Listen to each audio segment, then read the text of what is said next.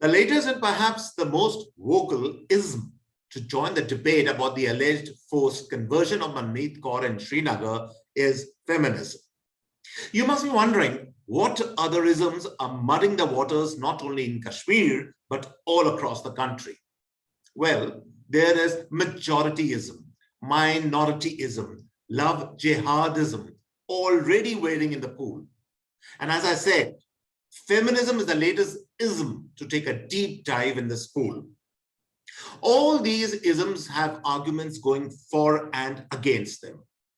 But the entry of feminism in this debate and the pitchforking of the problem of patriarchy and a girl's choice in the public glare by feminists completely astonishes me. Hi and welcome all to the CAA Show. My name is Juggi Bhasin. CAA is conversations and analysis about the most vital issues of the day. I find the Manmeet Kaur case fascinating because all the parties and the players who are involved in this matter seem to have forgotten that Manmeet Kaur at the end of the day is only 18 or 19 years old. Just think about it.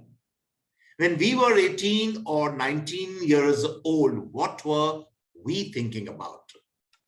What were our concerns or aspirations? Were we concerned with religion, marriage, matters of patriarchy or matriarchy, community aspirations, and so on? I think not. Most of us were worried whether we would get into a decent college or not. We were worried about getting jobs, and aspirations then meant eating a tasty masala dosa or a burger down the street. So maybe the world has changed beyond recognition and teenagers of today are indeed more focused on all these matters. Or maybe, could it be that some people have hijacked the Manmeet Kaur issue to push their own agendas? So let us deal with the facts first. We have a grainy home video of the girl claiming she married and converted to Islam of her own volition. And then now we have news that she's back home and has reclaimed her religion. Look, the thing is, the facts in this case are confusing and murky. And I'm not surprised by all this because, frankly, it is completely unfair to expect an 18-year-old to keep her head and act rationally when so much pressure is being applied by all sides and by all kinds of vested interests.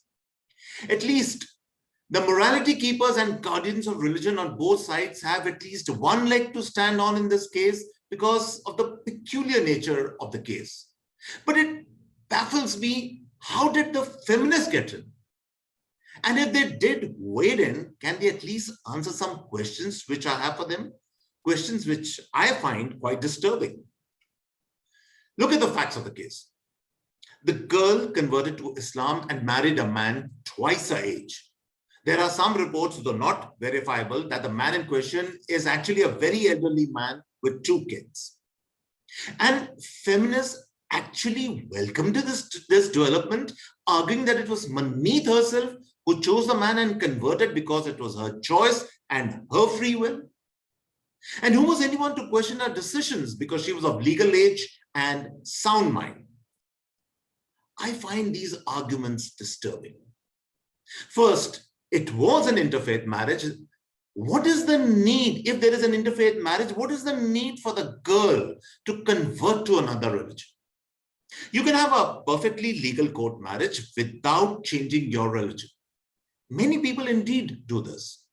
The moment the girl changes her religion, does it not mean that she accepts the patriarchy of the man? That she accepts the rules of parda and other religious practices the man commands her to follow? How is then a union of 2 equal souls? Are feminists not troubled by the simple fact that the girl subjugates herself to the will of the man and to that of his family and his community? Secondly, should a girl that young not be focused on her education and career? Should she be destroying her career and her future and remolding her young life to adjust to the religious practices and culture of the man? Why do feminists not have a problem with this. And thirdly, feminists appearing on TV have darkly hinted that patriarchy runs through several Sikh households and maybe also ran in Manmeet's house. They've also cited instances of Sikh girls in Punjab villages being married to unscrupulous Sikh youth settled in the West. And then in the same breath, they cite Manmeet's conversion to another religion and marriage as a triumph of secular liberal values. Really? I find this complete, utter hogwash. There is no higher cause at play here. This is also not a clash between different religions.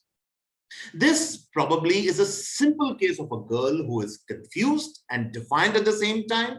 She's certainly traumatized and someone who needs professional counseling and empathy. Let me end this episode on a personal note. My wife and I have also had an interfaith marriage. I'm a Punjabi Sikh and she is a UP Banya. We thought through the pros and cons of our union, and then after taking the parents on board, we got married. And that is the last point I wish to make. What about the feelings of the parents in such matters? Is that not relevant at all?